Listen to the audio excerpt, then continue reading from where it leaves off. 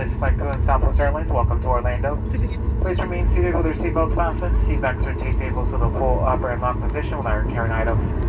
Completely stowed underneath the seat in front of you, leaving the area around your feet clear. When the captain turns off the fasten seatbelt sign, please be careful not to hit your head vents as that extension bolt during flight could fall out. You cannot use your cell phones if they're within reach. The aircraft doors will be opening here for ground servicing. For your safety and the safety of any intruder tonight might be supervising, we do ask that you please remain clear from the front and the back doors. This is the termination of the flight number, so please ensure you take all your belongings with you. If you're making a connection to another destination, please look at the TV monitors inside the terminal for your next gate assignment. We thank you for choosing Southwest Airlines for your travel needs. We realize you have several choices and we appreciate your business.